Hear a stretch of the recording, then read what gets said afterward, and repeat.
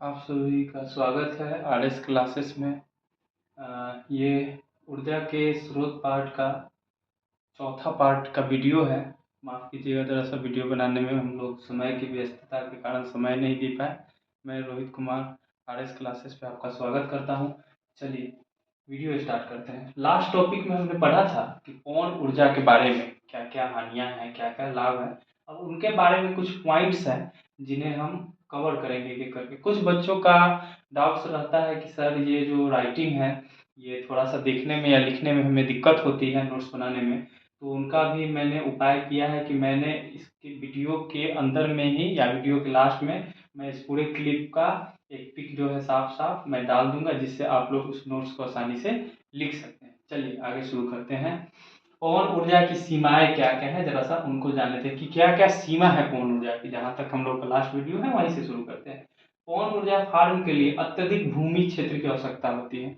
जब भी पवन ऊर्जा का फार्म आपको बनाना होगा तो उसके लिए हमें अत्यधिक भूमि की ज़रूरत होती है। हमें बहुत सारी भूमि चाहिए, जो ज़मीन चाहिए वो अधिक मात्रा में चाहिए, वो कम जगह में पॉसिबल नहीं है उसको कर पाना। नेक्स्ट है लगातार 15 से 20 किलोमीटर प्रति घंटे पवन की गति आपूर्ति होनी चाहिए। और जो आपका विंड है, जो आपका पवन है, वो 15 से 20 किलोमीटर के रफ्तार में जो है प्रति घंटे चलनी चाहिए, तभी पवन ऊर्जा का निर्माण हो सकता है। ये भी सफिशिएंट पॉइंट है। तीसरा है अत्यधिक प्रारंभिक लागत होना। आपने देखा होगा कि पवन ऊर्जा का लाभ तो बहुत है, ये एक प्राकृतिक ऊर्जा है जिसका हम लोग रीयूज कर सकते हैं। लेकिन एक और दिक्कत है इसमें, ये दिक्कत है कि इसका जो स्टार्टअप है उसको स्टार्ट करने के लिए अत्यधिक जो है लागत लगता है, जो एक बड़ा मुद्दा बन जाता है कहीं ना कहीं कि पैसे की लागत इसमें बहुत अधिक है। पवन चक्की हेतु ब्लेड्स की लागत अधिक होना। और पवन चक्की में आप जानते होइएगा कि ब्लेड की जो जरूरत होती है, तो उस ब्लेड में भी हम लोगों को जो है लागत थोड़ा कॉस्टली पड़ता है। इसलिए यही इसके दो पॉइंट्स हैं जिन्हें हम समझेंगे कि इसका कॉस्टली है कहीं ना कहीं पवन ऊर्जा जो हमारे लिए। अब नेक्स्ट है कुछ अन्य बिंदु, इसके बारे में जो है मैंने लिख दिए हैं ताकि हम लोग इसे बेटर तरीके से समझ पाए। डेनमार्क को पवनों का देश बोला जाता है। डेनमार्क जो कंट्री है उसको पवन का देश बोला जाता है, क्योंकि वहाँ पर पवन ऊर्जा के काफ़ी सारे सफिशिएंट स्रोत हैं और पवनों की उदारता भी है, जिसके कारण डेनमार्क को पवनों का देश कहा जाता है। ये आपसे प्रश्न भी पूछ सकता है कि किस देश को पवनों का देश कहते हैं, तो डेनमार्क को पवन का देश कहते हैं। दूसरा नंबर, भारत का पवन ऊर्जा द्वारा विद्युत उत्पन्न करने में 5वां स्थान है। आपसे ये भी पूछा जा सकता है कि अपना भारत जो है वो विद्युत ऊर्जा उत्पन्न करने में कितना स्थान रखता है, तो अपना भारत जो है वो विद्युत ऊर्जा उत्पन्न करने में 5वां स्थान रखता है। नेक्स्ट टॉपिक है तमिलनाडु के कन्याकुमारी के निकट भारत का विशाल पवन ऊर्जा फार्म स्थापित किया गया है। भारत में जो है तमिलनाडु के निकट आप जाइएगा, जो कन्याकुमारी के पास जो जगह है उसका विशालतम पवन ऊर्जा फार्म का स्टार्टअप किया गया है, जो 380 MW यानी मेगावाट विद्युत उत्पन्न करता है। तो ये आपको कहाँ पे है, भारत के निकट। आप देख लीजिए कि भारत के विशालतम पवन ऊर्जा जो है 380 मेगावाट विद्युत उत्पन्न करता है। ये आपको तमिलनाडु कन्याकुमारी के निकट में स्थित है। वैकल्पिक और गैर वैकल्पिक ऊर्जा के स्रोत। देखिए अभी तक ले हम लोगों ने जो है पवन ऊर्जा के बारे में पढ़ा, कुछ महत्वपूर्ण बिंदु को देखा। अब हम देखेंगे कि वैकल्पिक एवं गैर वैकल्पिक स्रोत क्या क्या है, या ध्यान से देखेंगे इनको।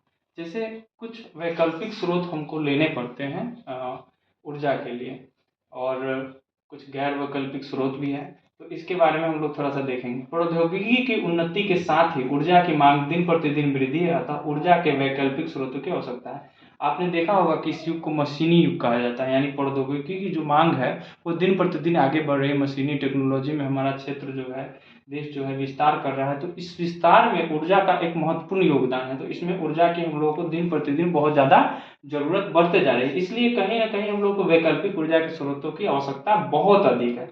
अब इसके रीजन क्या है, क्यों हमें वैकल्पिक ऊर्जा की जरूरत है। जो नेचुरल रूप से जो ऊर्जा हमें प्राप्त होता है, प्राकृतिक जनित जो ऊर्जा है, उनका स्रोत हम लोग क्यों कम करेंगे और वैकल्पिक रूप का सहारा क्यों लेंगे, उसको देखते हैं। कारण क्या है, एक नंबर कारण है कि जीवाश्म ईंधन सीमित मात्रा में उपलब्ध है।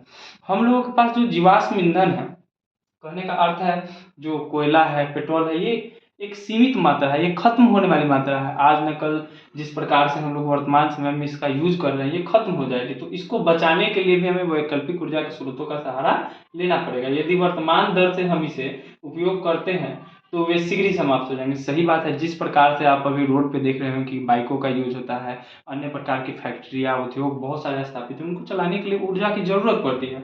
और जिस प्रकार से डीजल, पेट्रोल और अन्य कोयले वाले जो प्रौद्योगिकी क्षेत्र हैं उनका उपयोग करेंगे तो कहीं ना कहीं आने वाले समय में जो है ये समाप्त हो जाएंगे। इसलिए इनको बचाने के लिए हमें वैकल्पिक स्रोतों का सहारा लेना ही पड़ेगा। नेक्स्ट पॉइंट को देखते हैं। जीवाश्म ईंधन पर निर्भरता को कम करने हेतु, जिससे वे लंबे समय तक चल सके। कहीं ना कहीं अभी के समय में हम लोग जो है जीवाश्म ईंधन पे पूरी तरह डिपेंड हैं। चाहे वो ऊर्जा के, जीवाश्म ईंधन के कोई से भी स्रोत हो, उसी पे हम लोगों का लाइफ स्टाइल जो है अभी जीवन डिपेंड है। और इसको हम लोगों को अगर कम करना है तो ऊर्जा के वैकल्पिक स्रोत का सहारा हम लोगों को लेना ही पड़ेगा। थर्ड नंबर रीजन है पर्यावरण को बचाने व प्रदूषण दर को कम करने हेतु। कहीं ना कहीं हम लोगों ने पढ़ा है कि जो भी जीवाश्म ईंधन होती हैं उनको जलाने से या उनका उपयोग करने से जो है पर्यावरण को क्षति पहुंचती है और प्रदूषण भी काफी ज्यादा मात्रा में होता है। तो इसको कम करने के लिए जो है हमें ऊर्जा के वैकल्पिक स्रोत का सहारा लेना ही पड़ेगा। अब चलिए, यहाँ तक के टॉपिक आपको क्लियर हो गया होगा, आशा करते हैं। अब नेक्स्ट टॉपिक में पढ़ते हैं। जो नेक्स्ट टॉपिक है आपका सौर ऊर्जा है। सौर का मतलब आप लोग समझ रहे हैं, सौर कहीं ना कहीं सूर्य से संबंधित है। सौर ऊर्जा में देखेंगे कि सूर्य ऊर्जा एक का प्रमुख स्रोत है। सूर्य जो है हमारे पास, सन जो है हमारा, वो पृथ्वी पर ऊर्जा का एक बहुत महत्वपूर्ण स्रोत माना जाता है। और माना नहीं जाता है, वो है ही। और सूर्य से प्राप्त ऊर्जा को सौर ऊर्जा कहते हैं। यहाँ डिफाइन भी हो गया। अगर आपके एग्जाम में एक शब्द में पूछा जा रहा है कि सौर ऊर्जा किसे कहते हैं, तो सूर्य से प्राप्त होने वाली ऊर्जा को सौर ऊर्जा ही कहते हैं। जो ही ऊर्जा हमें सूर्य से प्राप्त होती है, सूर्य के द्वारा जिसे हम मैन्युफैक्चर करके ऊर्जा के रूप में रूपांतरित कर देते हैं, उसको हम सौर ऊर्जा का स्रोत ही या सौर ऊर्जा ही बोलेंगे। तो यहाँ तक आपको क्लियर है। अब नेक्स्ट पढ़ते हैं एक टॉपिक और आपके 10th बोर्ड में जो है एनसीईआरटी में है कि सौर स्थिरांक क्या है। जरा इसको देख लेते हैं क्या होता है। पृथ्वी की सतह पर प्रति वर्ग मीटर क्षेत्र पर 1 सेकेंड में आने वाली सौर ऊर्जा को सौर स्थिरांक कहते हैं। देखिए, अब इसको थोड़ा सा सरलता से समझने की कोशिश करेंगे। पृथ्वी की जो सतह होती है, जो जमीन होती है, जहां पर हम लोग रखते हैं, इस जमीन पे पानी भी है, स्थल भी है, तो उस क्षेत्र पर जो प्रति वर्ग मीटर, मतलब 1 वर्ग मीटर में 1 सेकेंड में 1 वर्ग मीटर पे जितनी प्रकाश या जितनी ऊर्जा पड़ती है, उसी को सौर स्थिरांक कहते हैं।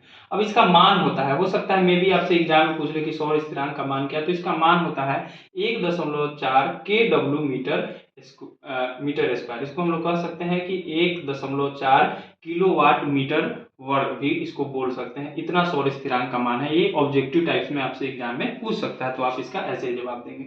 नेक्स्ट है सौर ऊर्जा की उक्तियां क्या क्या है। जरा इनको पढ़ लेते हैं कि क्या क्या युक्तियां हैं जिनसे सौर ऊर्जा का प्रयोग होता है। तो अभी मेनली तो देखिएगा आप, तो 3 जो है इसकी मेन युक्तियां हैं जिनमें हम लोग सौर ऊर्जा का प्रयोग करते हैं।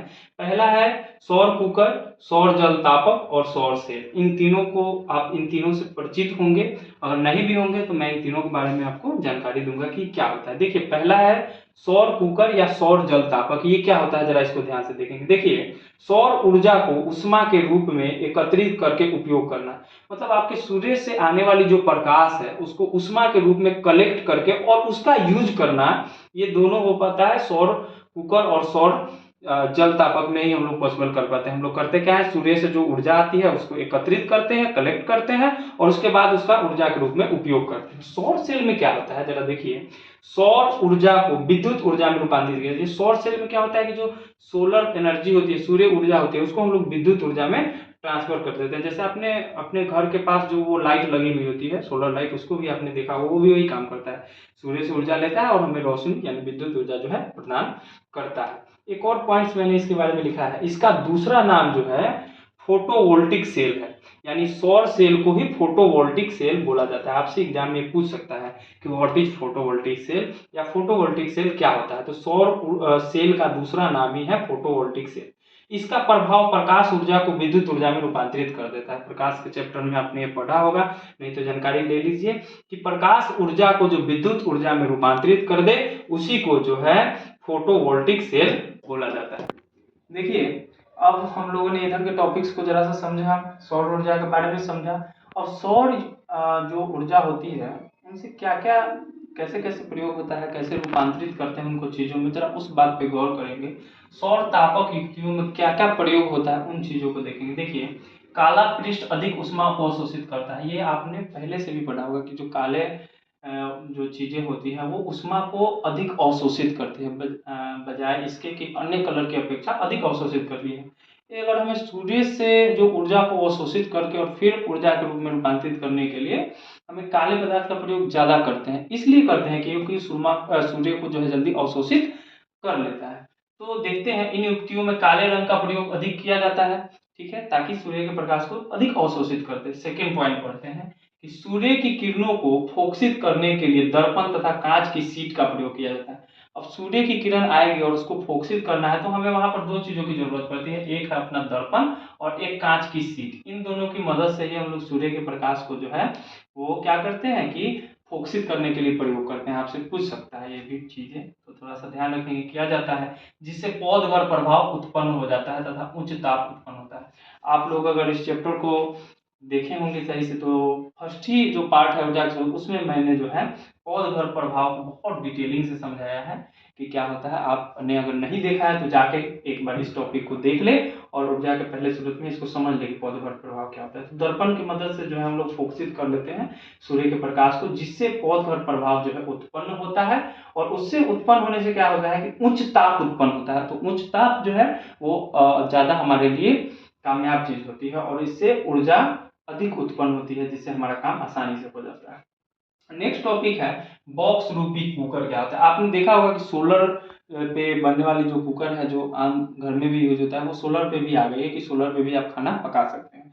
तो वो क्या होता है जरा उसको समझते हैं। देखिए उष्मारोधी पदार्थ का बक्सा लेकर, एक ऐसा बक्सा टाइप का वो होता है जिसमें उष्मारोधी होता है, उष्मा को अवरोध कर देता है, बाहर नहीं निकल देता है। पदार्थ को लेते हैं, दीवारों के चारों ओर काला पेंट करते हैं और ब्लैक पेंट कर लेते हैं। क्यों? क्योंकि मैंने अभी बताया कि ब्लैक जो है उष्मा को अधिक अवशोषित करता है। और बॉक्स को कांच की शीट से ढकते हैं, बॉक्स जो होता है उसको कांच के शीट से पूरा तरह कवर कर देते हैं। समतल दर्पण को इस प्रकार समायोजित किया जाता है कि अधिकतम सूर्य का प्रकाश परावर्तित होकर बॉक्स में उच्च ताप बना सके। देखिए कितनी अच्छी बात है कि यहाँ पर जो है आपसे ये भी प्रश्न पूछा जा सकता है कि बॉक्स रूपी जो कुकर होता है उसमें किस दर्पण का उपयोग किया जाता है, तो उसमें समतल दर्पण का उपयोग किया जाता है। ये ऑब्जेक्टिव के लिए आपके बढ़िया है।